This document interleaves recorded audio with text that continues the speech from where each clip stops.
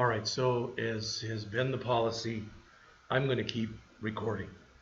You know, my hope is, since you're the only one in here, that if you know there's, let's say it's Thursday and you know you're not going to be here Friday, let me know when you know, okay? And I mean, I realize too, stuff can happen. You may be called into work later or earlier or whatever, and I understand that, but I'm just saying, it'll just make it that much easier for me, that's all. Yeah, no, there's a day I'll probably pick up and just come down and get the first one, but All right. All right. So let's do this first. Let's go over the syllabus. And again, you have that.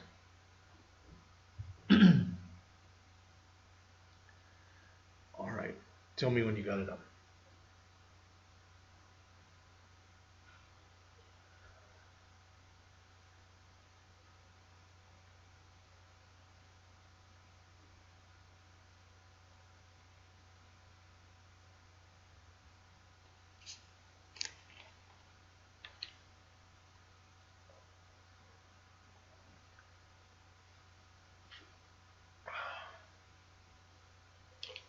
Find it? All right. All right. Just so you know, for lack of better words, the course is misnamed right now. They put in a thing for a name change. It didn't get approved yet with all the COVID stuff and everything. So .NET Framework with Net Web Databases is totally a wrong name for what we're going to do, just so you know. All right. Monday to Friday, you know the time, 12:35 to 4:25, and it'll be in here. I put 201 in there, and I put the asterisk after it. My stuff hasn't changed. All right. The level outcomes, we're doing the first one in here. We're going to have to change these outcomes because the third one has got link, etc., and that stuff's not relevant anymore. So the book I've already shown you. I went and rewrote the course description. It sounds a lot like the one for the first year class, except what we're doing now is we're going to be using JavaScript on the server side instead of on the client side. And that may not sound like a big thing to you. All we're going to do this whole semester, we're going to create website after website after website, just so you know. That's going to be what this class is about. All right, the course level outcomes, it must be around page 2 here. We're going to go back and we're going to do some review. In fact, most of today is going to be review. I'm going to go and I'm going to ask you to do something as a first assignment, and it's almost the first assignment I'm going to be given to that class in there tomorrow. But we're gonna add some more to it that they would have absolutely no idea what to do, how to do it, etc. All right. What we're going to use, and I'm going to have you already download it today, even though we're not going to do a darn thing with it for 2 weeks, is a package called Node.js. Node.js allows you to use JavaScript on the server. It's other things, but that's 99% of what it does, basically, if not around there. All right. This face-to-face thing, I don't know if you heard this. I suppose you got scanned right when you came in. Okay, just so you know, and if you haven't been told this already, if you're not feeling good, you just don't come. You know, especially like they said, if you wake up and you're like, I think I got a fever type of thing, don't come. All right, and believe me, I'm not letting, no matter what happens, you're not failing this class. All right, I wouldn't let that happen, but it's the same policy. Technically now, there's no tardy anymore. You would have had to have been here to appreciate this. This morning, they were lined up past where the dumpster is. That was people waiting to get scanned for their temperature. All right, and I mean, it was like class started, we're 5-10 minutes in, and I have 4 people out of 9. Finally, a guy walks in and he goes, everybody else will be coming. You know, so, all right. I think the academic honesty, it's when you're by yourself, it's going to be pretty hard for you to come in here and be cheating with other people. So, all right. The grading scale hasn't changed. The general college information that's in there. The bottom line is you've got a problem with anything, you talk to Patrick. All right. So. Let's take, and we'll do this quick. Let's take a quick look. I didn't do this at all with the morning class, but let's look at the actual course schedule. So I'm up to like page 5 or so. We won't go through every day. But if you look, about the first 2 weeks, it says in their JavaScript overview, it's going to be more than that. We're going to literally start, we're going to do an HTML overview, HTML form overview, a CSS overview, then we'll go and do a JavaScript overview, and a Jquery overview, and a Bootstrap overview. After we do all that stuff, I'm going to show you something, and I'm going to ask you to start working on something for your first assignment. All right? So again, I'm not going to read any of that to you, but if you look, that's the first 2 weeks basically. And what that means is that gets us to Labor Day. You do know, right? 2 weeks from today, there's no class, it's Labor Day. All right? So right when you come back from that, days 11 and 12, you got a test. I think knowing you'll be able to do the test fine in one period. I put two there just in case we need it, but I don't think you will. Then if you notice, and again, I'm on page 7, starting with, I've got day 13 on here, we're going to jump into Node. And this Unit 1 is all about Node and Express. If you go, I don't know what those are, that's what it's about. All right, so if you know little to nothing about it, that's to be expected. And that's going to be about 2 weeks or so. Now you'll notice if you look, when we get to about day 18, so I'm on the 17th of September, I'm on the bottom of page 8. Then we bring MySQL in. Remember MySQL from last semester? Mm-hmm. All right. We're going to be able to do that. We're going to bring a database component in almost immediately into the websites that we create. All right. So we'll do that. And if you notice, if you look in here, that's going to be for about a week, 2 weeks, something like that. I don't know exactly the number of days. And then jumping all the way down to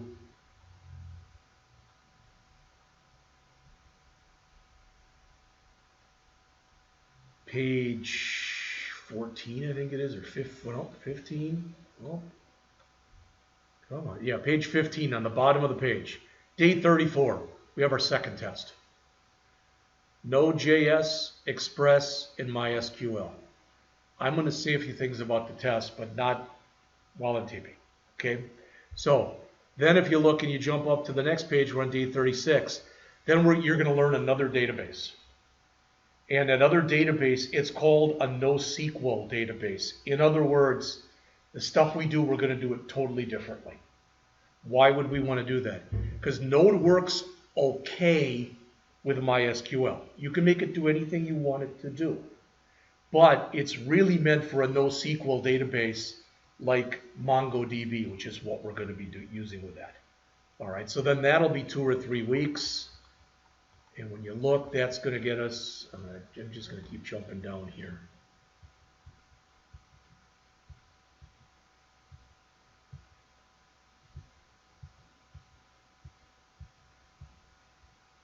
All right. That gets us literally all the way down to, we're in November, right before we have off for Veterans Day. So I'm on the bottom of page 25. That's when you'll have your third test, and that'll be on Node.js, Express, and it'll be a MongoDB. Okay, test. And we're off, as it says, on the 11th. Then we go into working on authentication and authorization. And that's about a week or 2. And that gets us all the way down to the bottom of page 28, the 23rd. So right before we break for Thanksgiving, and that'll be a test on authentication and authorization.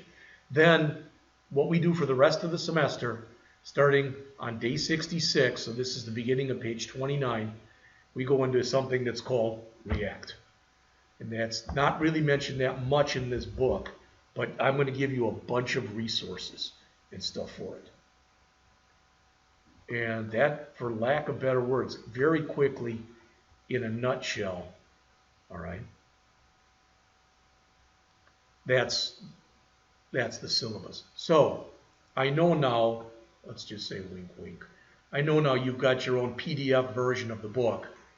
So please open that up. It should be a PDF called Get Programming with Node.js. Can you find that?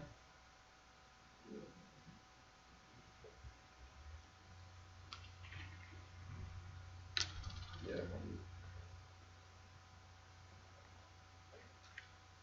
I imagine you got Adobe or some kind of PDF reader on there, right? So you can open that? Okay.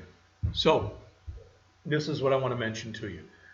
I'm going to just start arrowing your way through this, and I want you to get to the table of contents. Not trying to waste your time or my time here, but I want to explain to you how we're going to be doing this. All right. So hopefully you found the table of contents. Unit 0 is called Getting Set Up. That unit, there'll be no test on that. Literally, it's a lot of stuff. You'll be like, come on, this is so simple. And a lot of it is, but it's learning the system. It's learning how to use stuff. So we'll jump through that. We'll go through that pretty quickly. Then we'll get into Unit 1. As it says, getting started with Node.js. So that's what we'll do. Then we jump right into Unit 2. And some of the stuff you learned in Unit 1, you'll be like, man, there's got to be a better way to do this. All right. And Unit 2 talks about Express, which has some shortcuts from what we learned in Unit 1. But you got to learn it that way. Some places still do it the old-fashioned way. So you've got to kind of learn both ways of doing it so you can see and you can hopefully understand why it's better to do it with Express.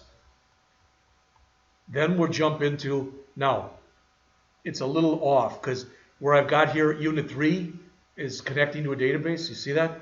Jump up because we're going to go from Unit 2. We're going to jump right into Unit 6. And that's building an API. An API for us, just think of it basically as being, it's an actual website we're going to create. And even more than that, the key thing is, it's a website that we're going to create, and it has to be, you have to be able to add information, remove information, modify information, and show current information. Does that make sense? We're going to do that without a database. Then we're going to jump back again to Unit 3, connecting to a database. Now, before we go through that section, because that's Mongoose, they're literally, I'm not exaggerating. There's one paragraph in this book that talks about MySQL. That's it, one paragraph. And what it is it says, now we're going to use Mongo and MongoDB and Mongoose in this book.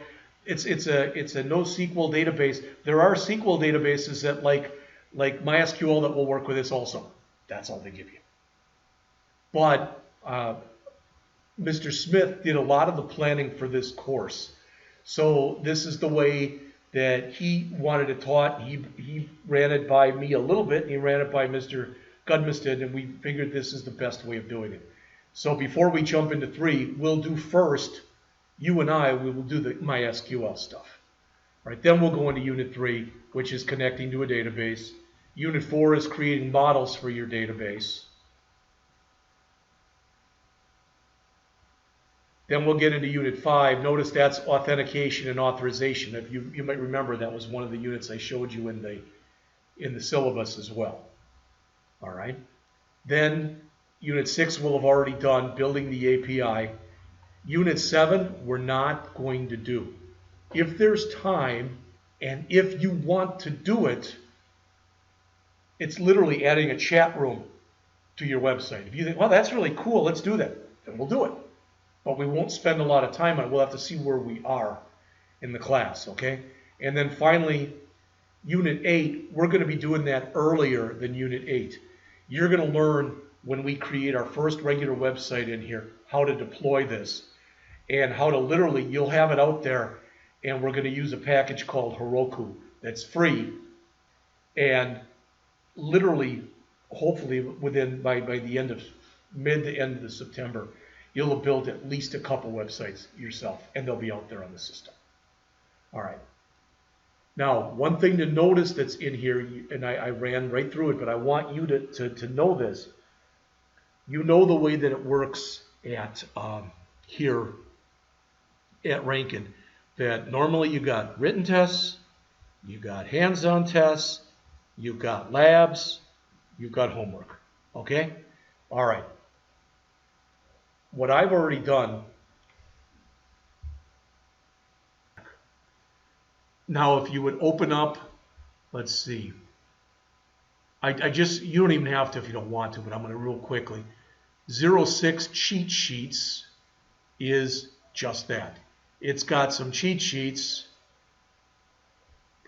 I don't know if your system's as slow as this one is, but it's got like Git cheat sheets, HTML cheat sheets, etc. So it's got a bunch of stuff like that. All right. You may never use that stuff, but if you want to go back and take a look at it, that was one of the things I provided for the first year people. I thought, well, I'm just giving it to you too. 06, 03 articles. I'm going to keep adding to this.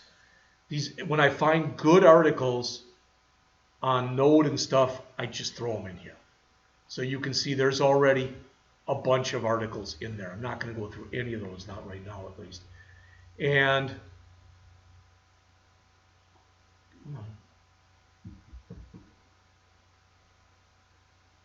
02, I found some good free PDFs online.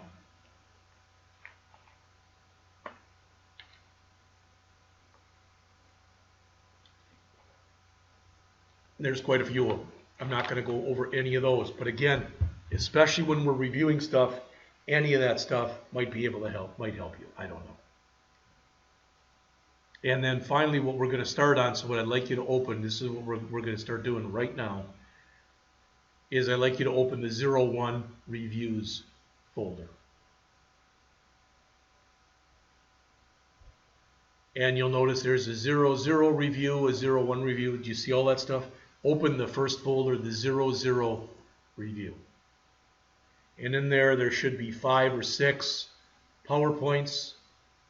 I'm not going to read PowerPoints to you, but I am going to go over each one of these 6 PowerPoints right now.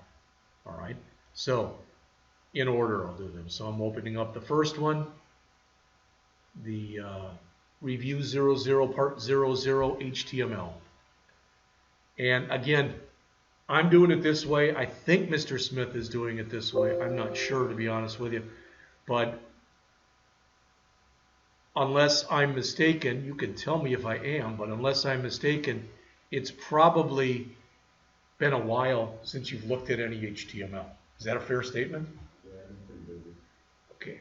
So I'm opening up, it says Review Part 1 HTML. All right. So I'm opening that up, I'm clicking on Slideshow, and I'm saying From Beginning. So At the beginning of the summer, I was working on my online portfolio. That's about as much as I okay. did. Well, and your online portfolio is going to have the chance to be so much cooler because you're going to be hosting that on your own URL and not very long. So the objectives, hopefully that's all stuff you remember, but you know, looking at slide 3, the HTML document structure, all that stuff, you remember that? How it's set up, etc. You're not going to have a test that's going to say something like, what's a doc type do? You've already had that stuff. But you should know how to set up an HTML document. So the doc type is explained there. I'll expect that you're going to use good coding practices, such as on slide 5, setting the language equal to English. That's just something you should do. All right. You know how to set up a headset. You know how to set up meta tags. All right. The meta tags, we're going to be doing this. We're going to be, just so you know from the get-go, we're going to be using Git and we're going to be using GitHub. I would strongly recommend that unless, this is a new machine? Okay, then download Git again, because the version that we had last semester was problematic. There's a new one, I think it's 2.28. That's what I had the students load this morning. And they said that if you had the old version, it was the one I had, because I kept getting these messages that would come up. There are potential errors. There weren't any, but they were just trying to protect you. So if you just go out there later and just download the new one, you'll be fine. But we're going to use meta tags. All right, you know what the title is. All right, you know how to set up a hyperlink. If you don't remember, that's it right there for setting up a link to a CSS file. We want to use semantic tags. I want you to write good CSS from the, or a good HTML, CSS, etc. from the get-go. All right.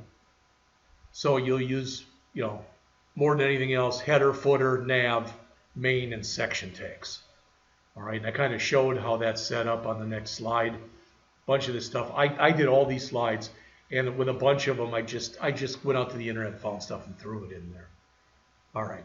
You should by now know the difference between a div tag and a span tag.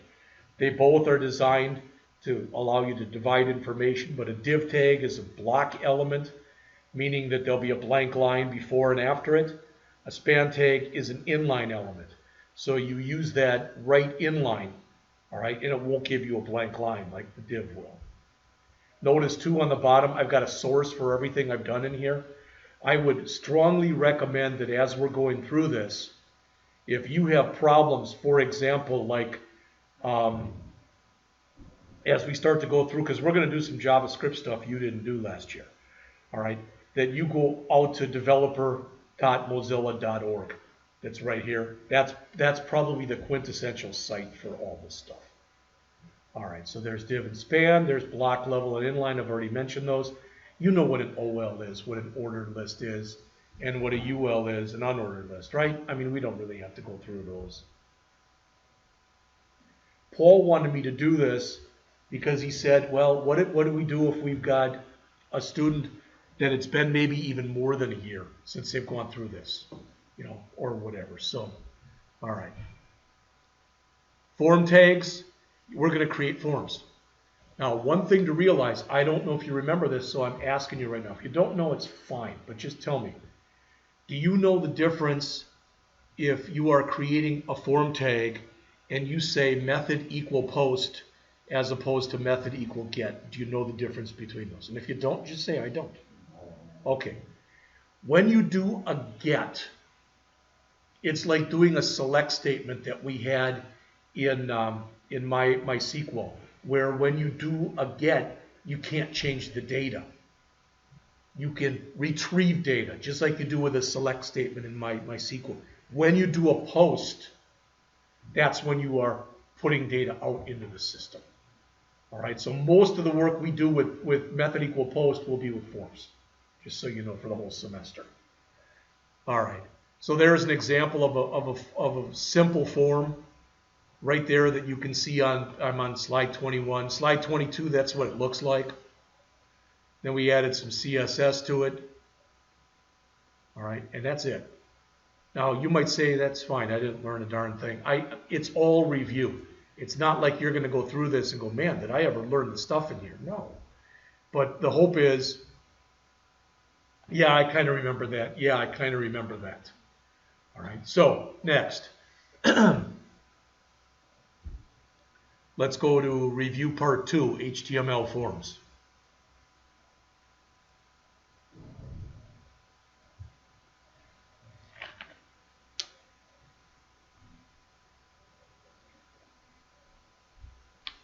You there? Okay. All right. So, as it says in the slide 3, forms are required when you want to collect data from a site visitor. For us, if we want to add a new record, basically, like to a database, that's how we'll do it.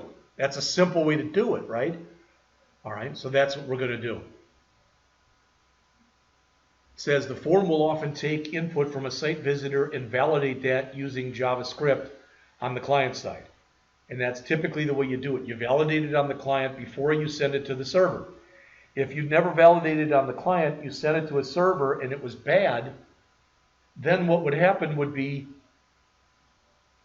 you would, it would have to come back to the client anyway to get fixed. All right? He just looked in here now. Did you see that guy walk by? Because I know he's in here a lot. He may not know that we're in here now and he may not be happy. All right. So hopefully you remember this is how we set up a form. We're not going to care as much about the action, but we will care about that method. And again, for us, almost always it'll be get or it'll be post. All right. If you need an explanation of the action and the method, etc., they're shown on slide number 7 and 8. All right. Labels, I think you know what labels are. We are going to write things the right way. Now, you may or may not remember this, but if you look on slide 10, it's got label for equals. You may or may not remember that from last semester. That for equals, where it's got F name will be the name, the exact same name you'll use for the input type equal text. All right. But by saying for equals, what that means is if you click on the label that says first name, it'll automatically go into the box. It's considered a helpful little add-on that they put in there for this. So that's the way you're going to do it. All right. Multi-line text area. Will we use those? Sure, we might. I don't know. Radio buttons. Again, they should all be things that you remember from a year ago. So gender equals F, gender equal M. All right. Select an option. So if you want to basically have a drop-down list type of thing. File upload. We never did much of that. We may do some of that this semester. We'll see. Do you remember what a hidden control is? I'm up to slide 16 already. A hidden control is a control that if you do, remember if you have a website up and you right mouse click and you choose view source, you can look at all the source. That shows. But on the form itself, it never shows a hidden control. It's hidden. So for instance, if you had a field that was called, some sites do this. They give you a final total, and then you've got a subtotal, then you get a tax, then you get a final total, right? But with some of them, they might have something in there where it goes in, for example, and it checks what state you're in, and it adjusts your sales tax based on the state you're in. You wouldn't have to show that to a user. That might be confusing. You might put that in as a hidden control type of thing. All right. Clickable button. So if you want the button to actually do something, we're going to do some of that stuff when we get into the JavaScript soon. All right. Type equals submit and type equal reset. Nothing new there. Now I put in a couple things in here he wanted on some of the newer controls. You may have seen this already, you may not have, but this data list, and I'm on slide 20. What that will do is if, for example, if I had this Firefox and Chrome, if I put an F in there, it would find Firefox because there's an F in Firefox. If I put an O in, it would find both of them. That makes sense? So it'll give you a whole list of stuff, but it allows for a fairly simplistic search mechanism. That's what the data list will do. Output control, typically you use it with calculations. Keygen, we're not even going to touch. Progress, you've seen those bars, right? Like a progress bar and stuff, sites, we're 50% of our goal type of thing. You do that with progress bars or meters. Then this one ends starting with slide 25. You'll notice I created some CSS on 25 and 26 and 27. And then I put a body in there on 28 and 29. And then the form that you end up creating based on that is on slide 30. So the bottom line is I expect that you would either be able to create a form similar to this one yourself, or you'd be able to go back and look at this or one you did earlier and create one. All right? So that's number 2. Next, for part 3, let's bring up the CSS.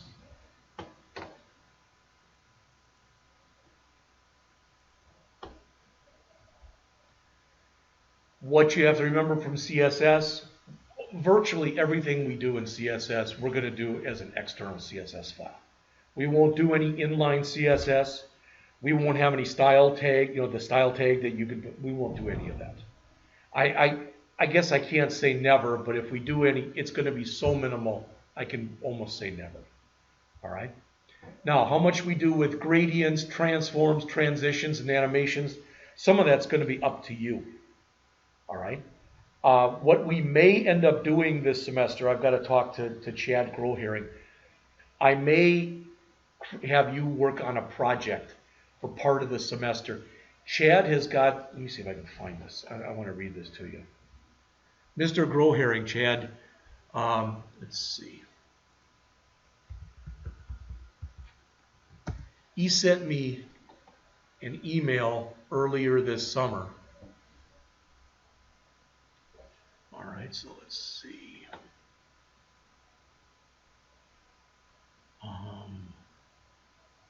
It's right.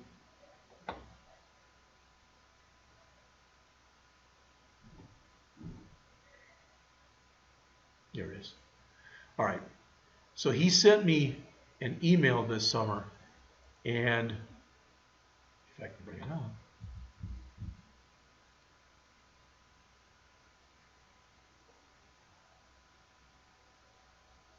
Okay, it said, "Hi Jeff, I hope you're doing well." Seems like, yeah, whatever. It says, "I'm emailing you because I read the story." I don't know if you knew, oh yeah, you knew Luke, the guy who was, okay. Luke, this summer, I had him work on a project last spring and summer by himself. They're literally in St. Charles. There's a thing called the St. Charles, it's a veterans museum. They wanted their website completely redone. Luke did it, and he also did it where he created an app for it, and that was what he did for the that's what he did for the Android class, for his project for the class. Well, the reason I'm telling you that is, chat says here, I read your thing on what Luke did. He did a fantastic job. Then he said, "I met a woman who has a nonprofit she's running for animals, and wondered if you have a student who might be able to make a website for her nonprofit." So what I may do is I may have those people build the front end and you build the back end, but you could build your own front end too. And then we would use it, and whatever one or ones we use on the website, it would have your names on the bottom, so it would give you a chance, you'll get some exposure, etc. Supposedly, and we, again, we're doing this for free. It's a nonprofit thing for animals. So, but supposedly, I got to talk to Chad. I can get her to come in here, and she will explain everything she wants. Now, if we did that, it would just be one day. But if I could have her come in here at like 11, maybe, could you get here at 11 if you had to? Yeah. Okay, I'd give you enough notice. Mm-hmm. All right. Okay. All right, so I'm jumping back again to the CSS stuff.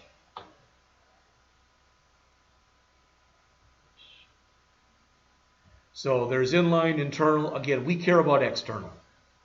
What you're gonna learn when we get into the node stuff, there's a specific directory structure that you have to set up. You know, and you have to the recommendation is you give things certain names. We're just going to follow, what the recommendations are. All right. Okay. Turning up to slide 7. Hopefully by now you know the difference between padding, margin, border, etc. They're all shown on the picture, and they're all explained on the next several slides. All right. One thing we'll do a little bit of, I didn't do enough with you guys last year, and that is going all the way up to slide 12, Flexbox. If you want to learn with Flexbox, what you're able to do is put stuff anywhere on the screen you want, make it automatically, for lack of better words, be responsive and not need any of those media queries we used last year. If you want to learn that, I don't know, did I have you guys do that Flexbox Froggy thing? Yeah, I remember. All right, so you've already looked at it. Grid layout is another one you can use. And then there's a bunch of selectors. I'm not going to run through any of these, but there's selectors for most of the rest of the chapter. I'm all the way up to line 23. What I'm going to expect is that if I give you an assignment and we create part of it, most of it, whatever, as a class, let's say, that when I get you to a certain point, I'm not going to sit there and play with fonts. I'm not going to play with colors, but I'm going to expect you to. In other words, I expect the quality of every website that you create to be really stellar. All right, so here's colors. There's some box shadow stuff, gradients, transforms, transitions, and animations. All right, so there's number 3. Let's jump up to number 4. And number 4 is JavaScript. Now, this one I want to spend a little bit more time on.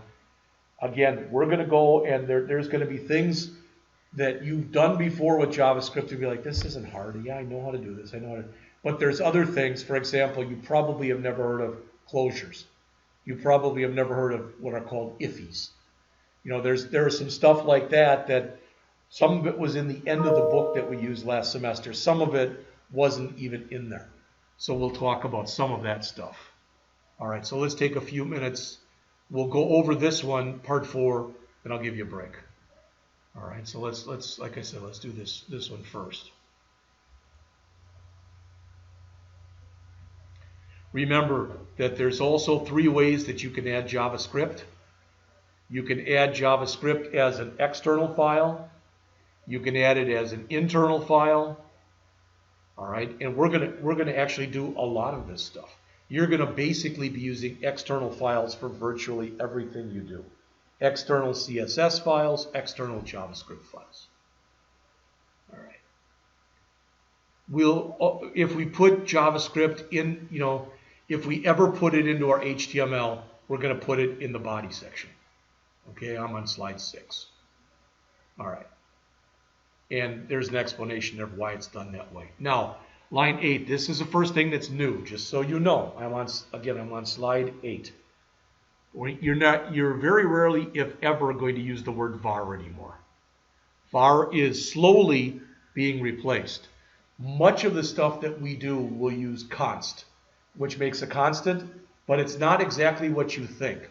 If I make a constant with a variable, depending on the type of variable, all right, if I make a constant, I can still change the value of it, all right? But you can't change the type of value that you put in there. So you'll see this more when we get into that, all right? And let is recommended today if you're going to create a variable over var. Var is a real sloppy way to program. And let has got a few more rules associated with it. So you'll see that. We're going to get into all this stuff. All right, there's examples of vars on line 9. Then line 10 is the same thing with a let. The only difference is one uses the word var, one uses the word let, but let is considered a cleaner syntax. Then there's a const. Then there's the primitive data types. Do you remember one of the things that we did in JavaScript, and I probably if you didn't do it all the time, I don't think I took off, but we said at the top of our JavaScript program, we typically said use strict.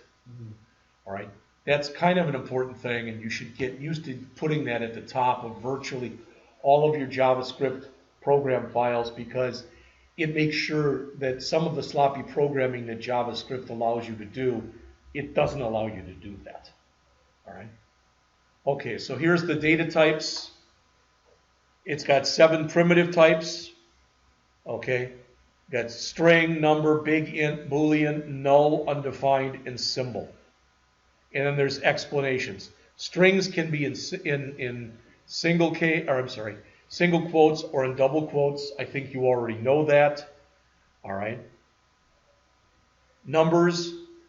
JavaScript does not distinguish when you are creating a variable between an int and a float, so a number with or without a decimal place. That said, when you use, there still is parse int for whole numbers, parse float for numbers with a decimal. All right, there's a big int that's, you know, I'm not even going to talk about it. Booleans, you should hopefully remember, are true-false type of variables. Null is just that. Here's a question for you, and tell me if you know this. And again, if you don't, it's fine. I create a new variable. I say var age, and then I put a semicolon after it. No value, var age, or let age, const age, I get an error. But either var age or let age. Do you know what value age has?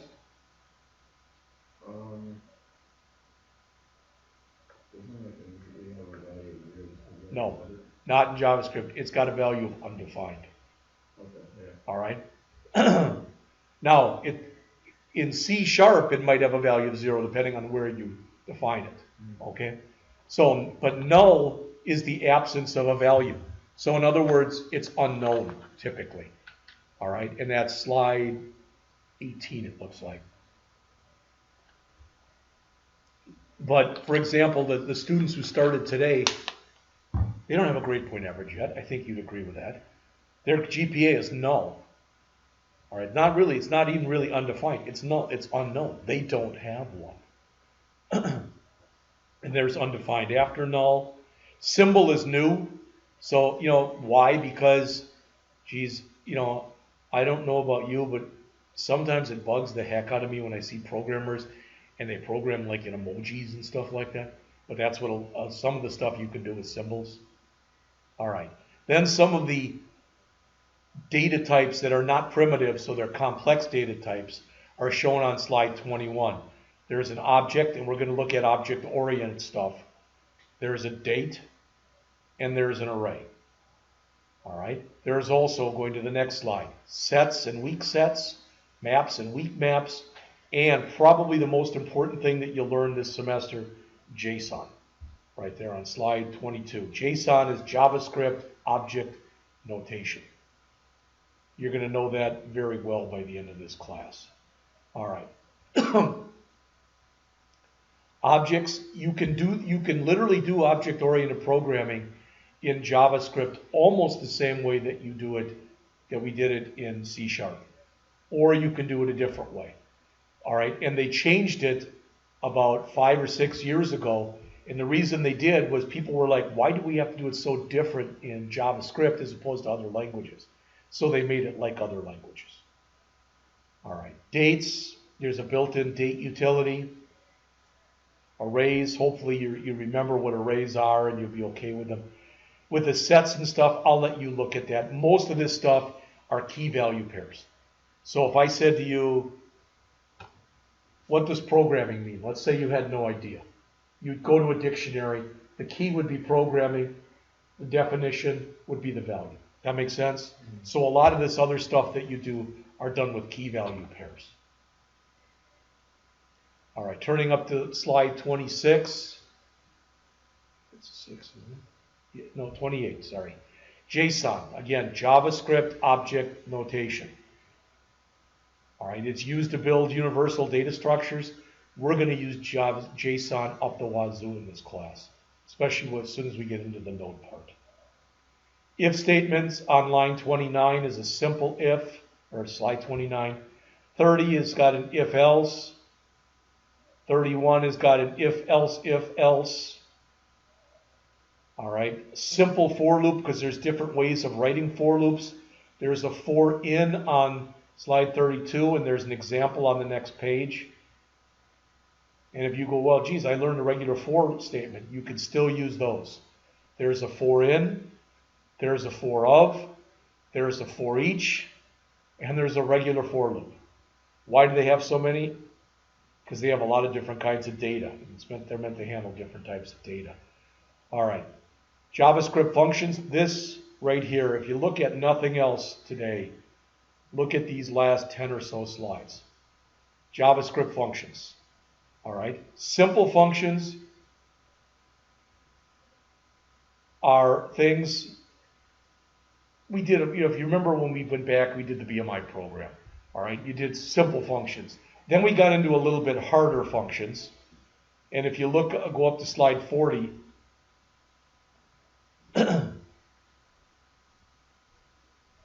All right, you may or may not remember this, but where it says JavaScript function expression on slide 40, that's what's called an anonymous function. There's no name to that function. It just says function paren paren, and then it's got some statements. But if you look on right down below it, that's a name function. What's the difference between those? One has a name. Well, what's the difference between them? The difference between them is if you're going to call it once, you use it and forget it, you do it the first way. If you want to be able to call it over and over again, you do it the second way. You give it a name. All right. We're going to use something that are called arrow functions. If you take a look, and if you please for a second go up all the way up to slide 42. Do you see that console log.log statement on line 42? Mm-hmm. Do you see where there's an equal sign followed by a greater than? That's called a fat arrow. All right? And it's an easier way typically of writing things than doing it without an arrow statement. I'm going to show you when we get to the node stuff 2 ways of doing the same thing. And if you say, if you're like, I get it, but I'd rather do it the other way than do it the other way. All right. Again, starting with ECMAScript 15, so about 5 years ago, they allowed you to do regular classes in JavaScript. All right. So that's pretty much it for this. And in fact, it is 1:29. I'll have time. Let's go on. Let's do the next one. Because that's Jquery. I don't think that one was very long. And then we'll come back and we'll talk about Bootstrap, and then I'll give you something to work on for a while. So, all right. So hopefully you remember what Jquery is. It's a JavaScript library. It allows you to simplify, hopefully, the way that you write your CSS. All right. Are we going to use it? Yes. Are we going to use it like, oh my God, I can't believe how much we're going to use it? No.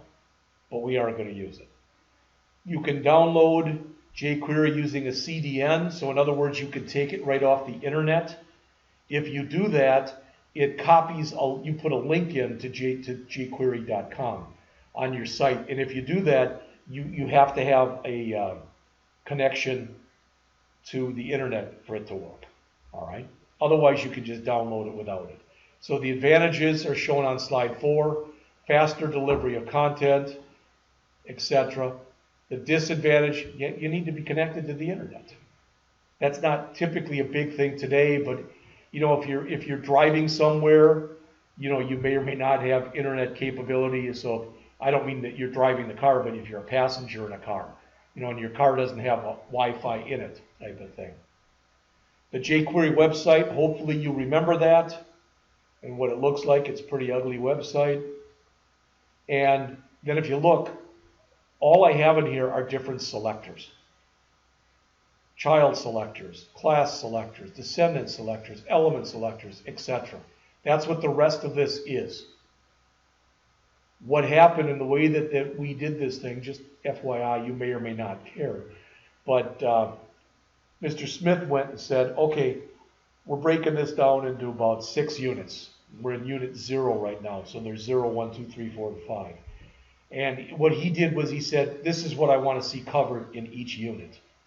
So what you're going to see as we go through this is as we start every new unit, we're going to go through those slides for that unit.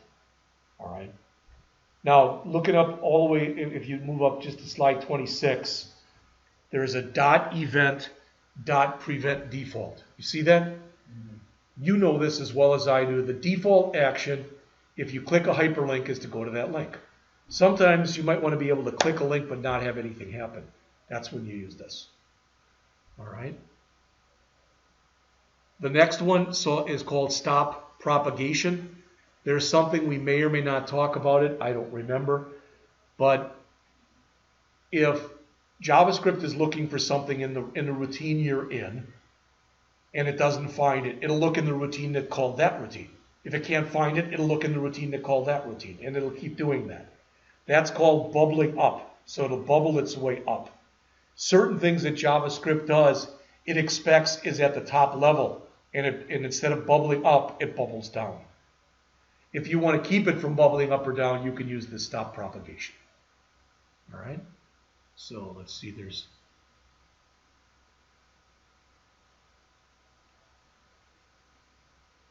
that's it for this one. We still have time, so let's just do the Bootstrap, and then we'll take a decent break. All right. So you may or may not remember Bootstrap. The thing, again, that's nice about using Bootstrap, and the one reason that people typically like it, is you can literally have them go out to getbootstrap.com, have them go out to the example file, copy in that example file that only has hello world in it, but has all the links to Jquery and to everything else, and then have them start to go out to the Get Bootstrap site, grab a nav bar, put it in. Grab Jumbotron, put it in. Grab a slider, put it in. Grab a footer, put it in. And then just make some superficial changes, boom, you got a site. Again, you can install Bootstrap from a CDN if you want to, but you don't have to. This is that file that I told you about on slide 5. This is the one that comes under getbootstrap.com. And literally, I didn't run it because if you do, all it does is it puts hello world at the top of the screen.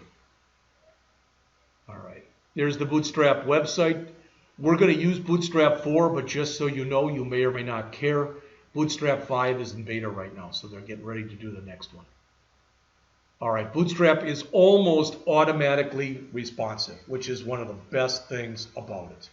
You have to do very little work to make it virtually fully responsive. All right, it works with a grid system. If you look on slide 8, you may or may not remember this.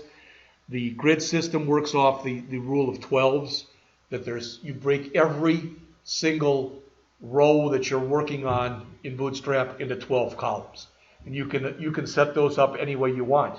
You can have one column that's 12 long. You can have 12 columns that are 1 long each, a 444, a 333, a 34, 133, or whatever it is. So it's all done by a series of 12s. It's built with Flexbox, which is why it's fully responsive. It also has a few things in here. If you look on slide 9, it's got stuff set up for small, medium, large, and extra large. I think the extra large one of these is new, and I think it's the extra large. And that's for people who have got a projection unit or whatever, when they've got a really super huge screen, so they're able to use that. Let's see. Accessibility is pretty much built into Bootstrap automatically. There are some themes that come with Bootstrap, but you can also go out. There's Bootswatch, BOOTSWATCH.com, and they've got free ones. There's like a Boot Themes or something like that.com, and you can go out and buy them too if you want to. All right. Borders. I didn't show anything there because you can set up different kind of borders, rounded borders or whatever you want. The primary colors are shown on slide 13.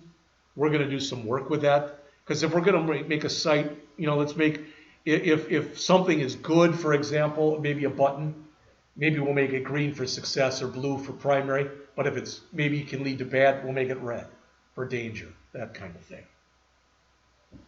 So the colors are, basically they're shown on slides 13 and 14. Some of this stuff, as you can see, I don't know if Paul liked that, but I stretched it probably more than I should have, so it looks a little funky on there. All right, Flexbox I already told you about. It's got the basically built-in Flexbox. Spacing, sizing, the nav bar going all the way up to slide 21. So literally, that's what's I think at least, is so nice about this. If you go to slide 22, I can grab that code that you see on line 22. I can take that code and I can literally put it right underneath my body tag, and boom, I've got this nav bar. All right. Cards, we did not get into cards. There used to be a thing that was in Bootstrap called wells, and it was a way that you could take stuff and make it look real uniform. They replaced it with something that's called cards. And the thing about cards is you can make stuff look pretty nice pretty easily. If you look on slide 24, there's a thing there with cards. All right, very, very simple example. Forms, Bootstrap has simple forms that you can build. All right, so that's all the code that would build the form that you see right there. One of the first things that we're going to do when we start working with Node, we're going to build a website, but we're going to, maybe you've seen this before where you've got a form. It looks, it says Bootstrap Orms instead of forms. You're probably used to seeing this type of stuff already. Oops, I lost it there. Come on. There. All right. All right, so I'm on slide 26, and you're probably used to seeing stuff like this where you've got like a search button on a form. We're going to have that where we're going to be able to put something in there and hit the button and it's going to search for us. It'll search the internet for us. All right. Buttons are pretty obvious. You can see the different button types that are shown on slide 28. All right. You can set up modals. If you don't know what a modal is, I'm up on slide 30. when a slide is something is modal like that, you have to answer it before it'll close. So you typically can't go on. So if you want the user to say, yes, I accept your terms, and you don't want to let them go on, something like that, you might use a modal for something like that. And that's it. All right, so it is 1:40. All right, let's come back at 1:55. You can sit in here, you can do whatever you want. I'm sitting in here. And then I'm going to give you something to work on, all right?